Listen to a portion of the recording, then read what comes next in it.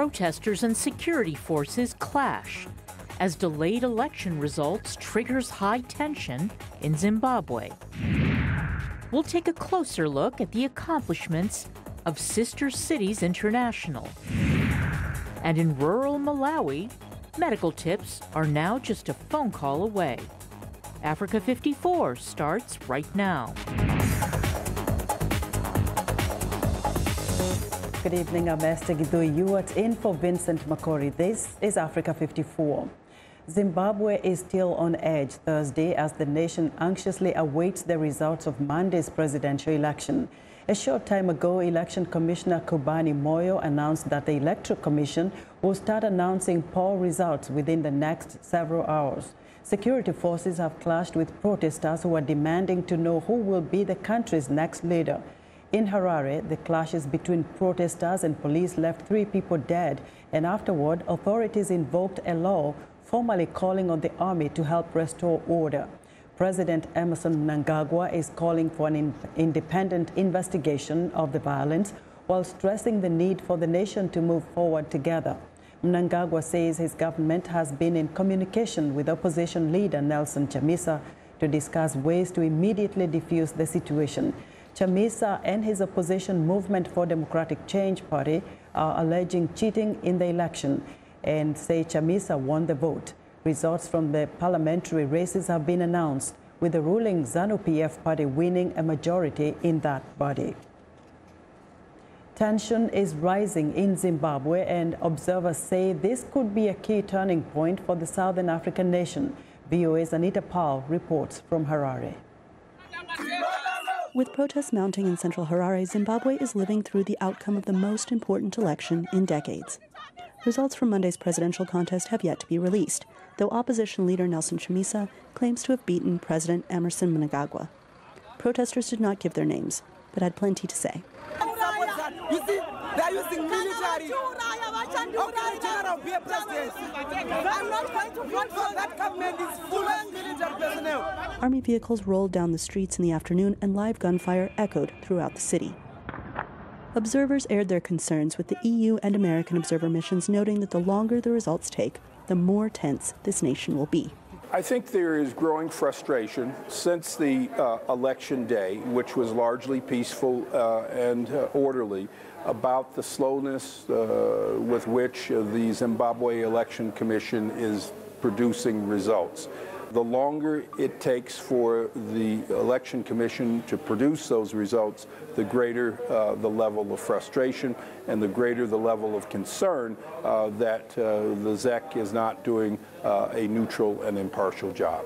U.S. Congresswoman Karen Bass cautioned that the election could have consequences. Shortly before coming here, we passed out of the House of Representatives a resolution really calling on the Zimbabwean people to have a peaceful, transparent, and fair election, and raising the possibility of evaluating U.S. policy.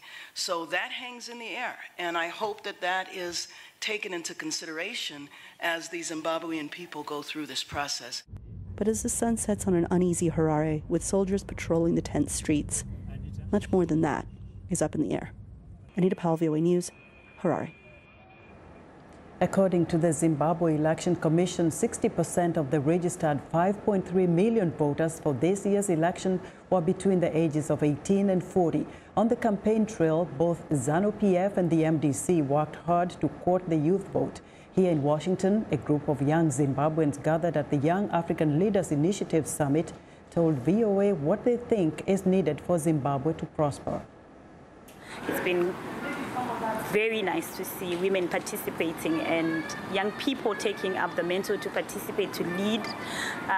We had a huge number of young people that put their names forward as candidates for a lot of posts.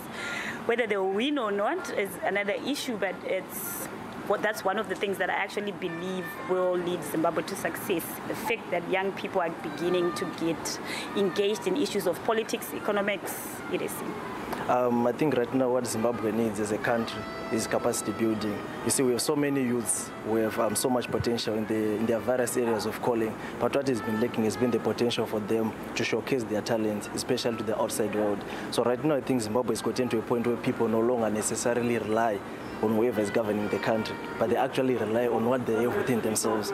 Look at Zimbabwe, we have the 5th largest lithium deposit in the world. When you look at gold production per kilometer, we are in the top 5. But people are afraid because of what has happened in the past. So I believe that the future of Zimbabwe lies on us making economic policies that will assure the rest of the world that it's safe to come to Zimbabwe. Regardless of who wins, the task for them is to concentrate on rebuilding the institutions, creating stronger regulations, increasing service delivery. And I think the most important thing is cultivating a culture of constitutionalism. We have a new constitution, well, a relatively new constitution, but we don't use it. So there's a difference between having a constitution that is present and actually using it. And if we don't develop a culture of constitutionalism, we will complain about the same problems over and over again, as if we don't have the laws to ensure that people are protected. Thousands of women in South Africa protested on Wednesday against what they say is persistent rise in cases of gender-based violence. Demonstrations were staged in various locations in the country as part of a wider movement dubbed #TotalShutdown, which is pushing for change in how the country addresses violence against women using various methods, including interrupting economic activity. South Africa has one of the world's highest rates of violent crime, with women, girls and children being raped and murdered at an alarmingly high rate. August marks Women's Month in the country, and August 9th is the National Women's Day. According to a 2016 Demographic and Health Survey, 1 in 5 South African women older than 18 has experienced gender-based violence. 87 migrants from the Horn of Africa were rescued Thursday in the central Mediterranean Sea by a Spanish charity, Proactiva Open Arms. The charity press office reported that 6 of the migrants were unaccompanied minors and 2 others were with their father. There were no women among them. The Spanish NGO operates in the deadly central Mediterranean route, where charity boats have been locked out of Italian ports since Italy's new populist government vowed to crack down on illegal immigrants from Libya. The rescue ship found itself in the spotlight of a European political tension in July when it rescued 60 migrants and took them to Barcelona after being turned away by Malta and Italy. Connecting globally and thriving locally has enabled many communities around the world to build fruitful relationships through Sister Cities International. Africa 54's Lino Mudu joins us with part 2 of her focus on Sister Cities International. Lino?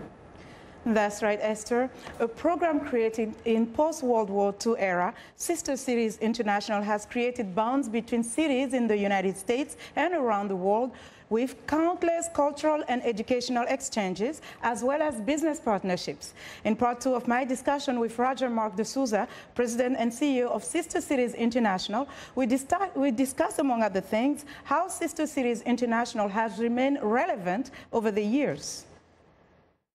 Sister Cities International is an initiative that was launched in 1956 by President Eisenhower. Yes. 62 years later. Wow. How has this evolved? We started in the post-Cold War period as an initiative to build understanding and trust around peace. We are primarily set up as a peace-building organization with the understanding and appreciation that when we get to know other people, we have a basis of compatibility that allows us to not immediately go to preconceived notions about the other. So today, that has really evolved into thinking of ways that we continue to connect and engage. We do things like virtual exchanges. We continue to have people-to-people diplomacy and interaction. That is still very important. How does the United States benefit from the relationship? I think of an example from Houston, Texas, where they recently had their flooding. Their sister city partners overseas in developing countries rushed to their aid and provided financial and technical support. So this is not just a relationship of Americans, we as Americans, helping folks overseas. But I've been fascinated when I meet all of these volunteers. They say to me, Roger Mark, we learn so much about ourselves, we learn more about the world, we learn more about our communities, and we grow personally and professionally. So the benefits are economic, they're personal, they're professional. There's also the fact that not everything is perfect in the world we live in. Yes. So what are some of the challenges that cities or people that are engaged come across very often? So we know that some of the opportunities that we see at the level of large cities are not immediately transferable to small cities. So in our upcoming conference in Aurora, Colorado, we will be identifying and recognizing the most innovative programs at various levels. Small cities, medium-sized cities, large cities. But it is a challenge to think about how we learn from these lessons and apply them to different cities of different sizes. So that is one issue that we continue to look at. We want to make sure that when we set up these relationships that they are sustained. We typically find that if a relationship with a sister city is maintained only in a mayor's office, then there may be challenges if there's a change in administration. Okay. So we use that as a mechanism to set up the partnership, but we very quickly work at engaging citizens so that there's ownership and these relationships are sustained. And since President Eisenhower, U.S. presidents have been honorary chairs of Sister Cities International up until President Barack Obama. I love this because we are set up by a president, so we always look back and recognize that regardless of what's happening politically, that this is being driven at the highest levels of our country, but is really engaging American citizens. Okay. So we're just absolutely delighted to have with us this year and for this term our second lady, Mrs. Karen Pence, who serves as our honorary vice chair and who is a huge advocate for citizen diplomacy. And she really sees the value added of engaging in sister city relationships internationally. And she's really looking at ways that we leverage our sister city work to engage veterans and to think about how art and art therapy can be useful for children, for veterans, and for the community at large. All right, and before we wrap, you are the new president. Yes. You were just appointed. Yes. So what in the future of Sister Cities International under your leadership? Cities leading the way. And this is really the future and the vision that we are implementing now. What does Sister Cities mean today? Why is it relevant? And how does it make a difference to us here in the United States and internationally? And that involves bringing in young entrepreneurs, looking at the economic return on investment, looking at culture and arts and how that makes a difference, and really thinking about what it means for us and for our new generation of leaders. Sister Cities International is leading the way in citizen diplomacy, and we'll continue to do so. Roger Mark de Souza, thank you so much for joining us. Thank you. The president and CEO of Sister Cities International, Roger Mark de Souza, says moving forward, his focus will be on ensuring a vibrant and engaged Sister Cities network, providing leadership and sustaining impact. Esther? Thanks, Leno. We want to know what you think about Africa 54 and the stories we cover. Join the conversation on Facebook.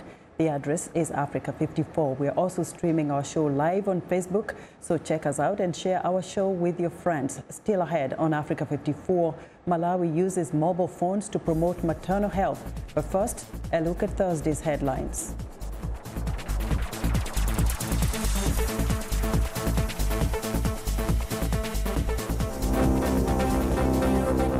In Zimbabwe, the nation awaits results of its presidential election a day after security forces clashed with protesters, resulting in 3 deaths. In the Democratic Republic of Congo, exiled opposition leader Moise Katumbi announces he will return to the country to submit his candidacy for the December presidential election. In South Africa, women across the country protest the rising rate of gender-based violent crime. In Kenya, publisher Angela Wachuka and author Wanjiru Koinange launched plans to restore and modernize Nairobi's historic Macmillan Library. Finally, in Nigeria, the 21st African Senior Athletic Championships, Africa's biggest athletic event, begins in Asaba's stadium.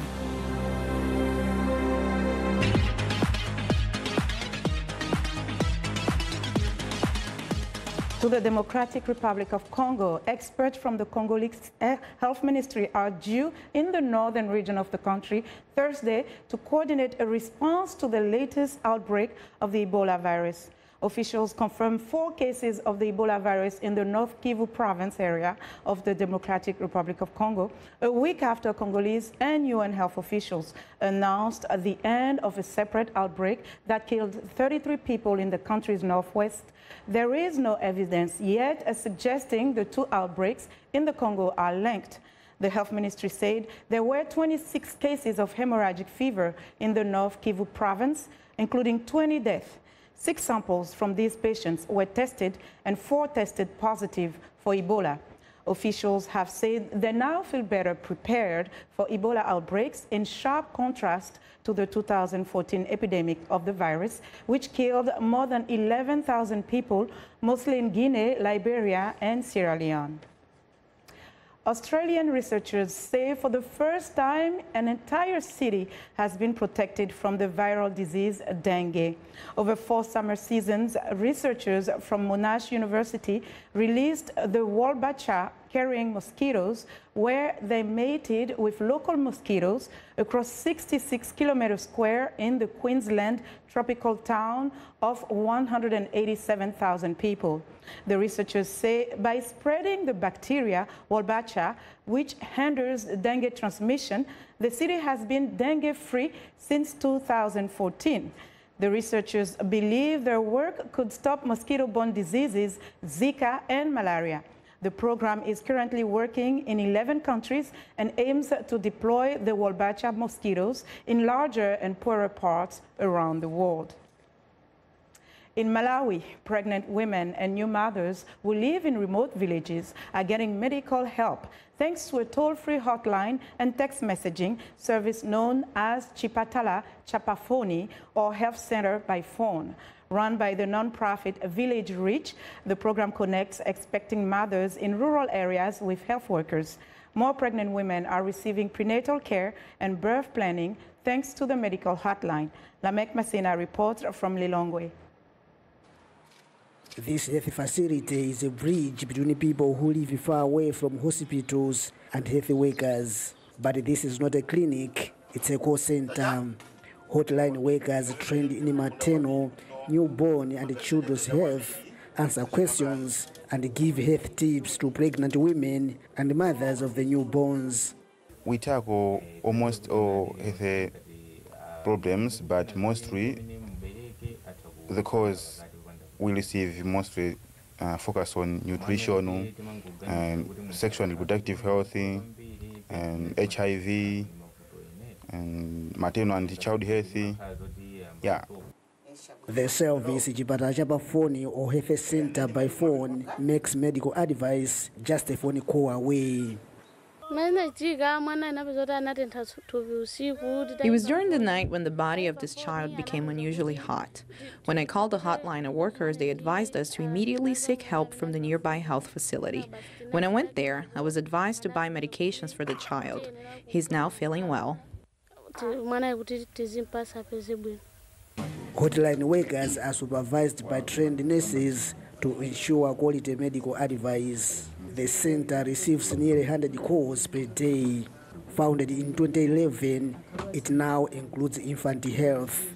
Originally, CCPF was a maternal newborn child health service, and so the tips and reminders are based on maternal newborn child health messaging. So a woman's time of pregnancy, it's tailored around that, or for children up to 1 year, you know, it might remind them when to go for their immunization or when to start introducing foods.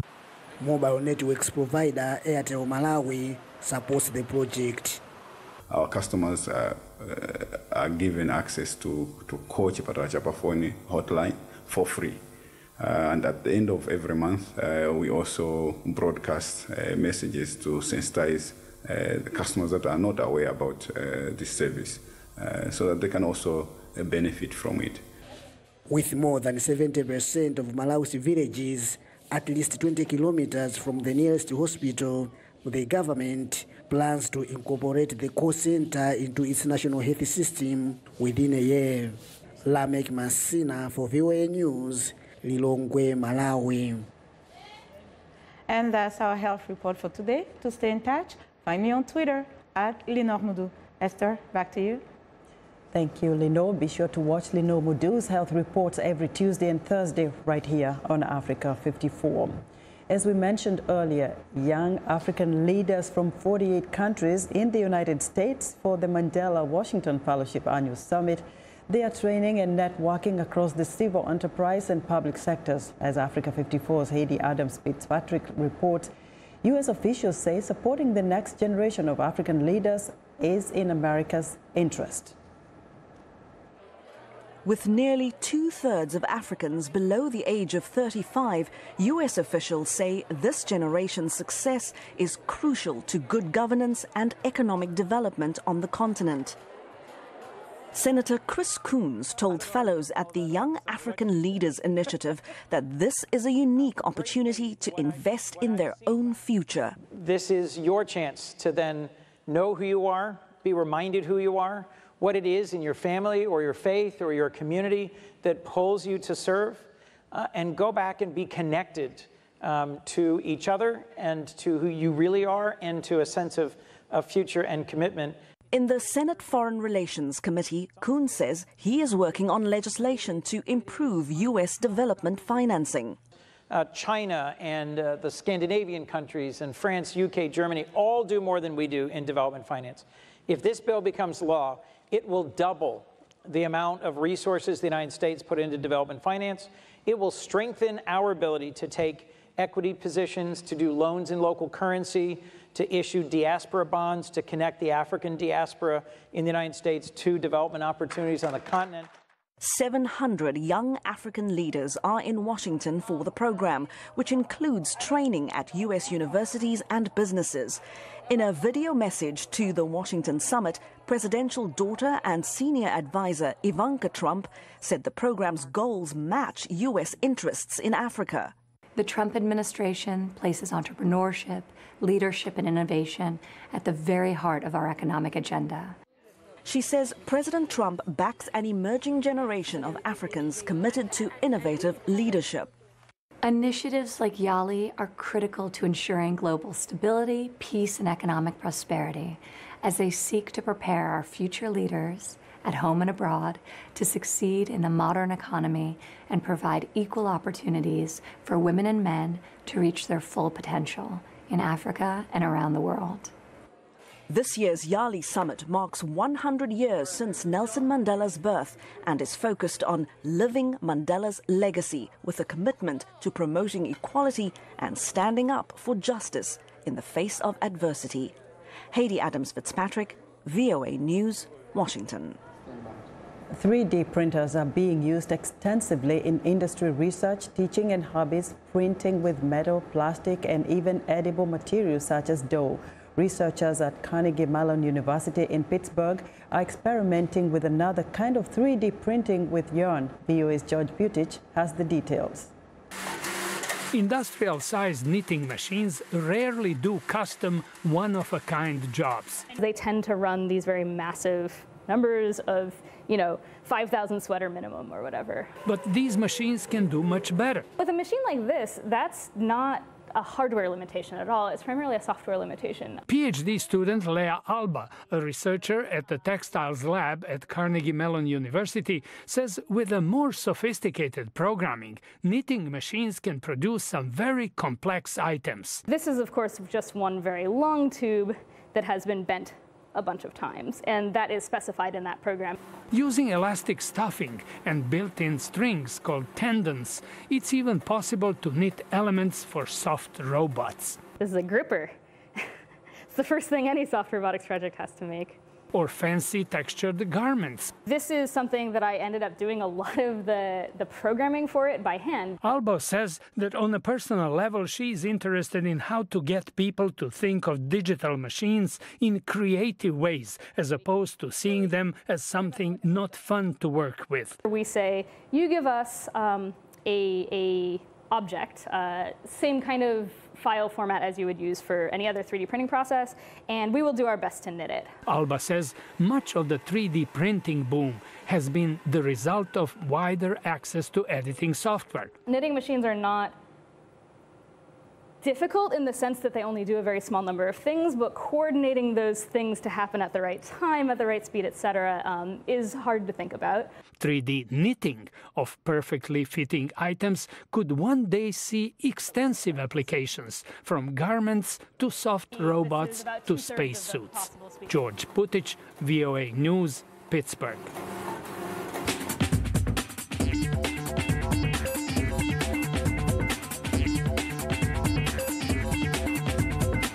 Welcome back to Africa 54. Here's what's trending. This fashion event in Burkina Faso's second city, Bobo Dioulasso, is a platform to celebrate one of the country's oldest traditional fabrics.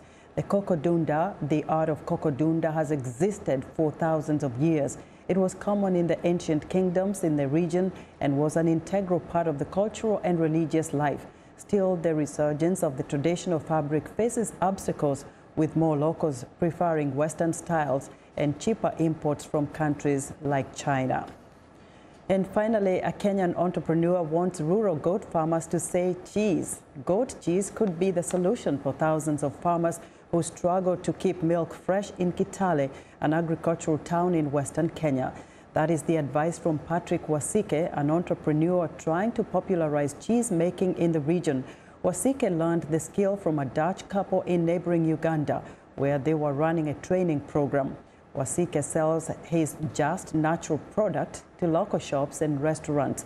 Cheese was rarely featured in Kenyan meals in the past, but with a growing middle class keen to sample healthy luxury foods, demand is growing, especially in urban areas. And that's what's trending today. And that's our show for today. Be sure to watch Africa 54 on our website at voaafrica.com. For more news, tune in to VOA Evening Radio Show Africa News Tonight at 1800 UTC, and in the mornings to Daybreak Africa between 0300 and 0600 UTC Monday through Friday. Thanks for watching, and good night from Washington.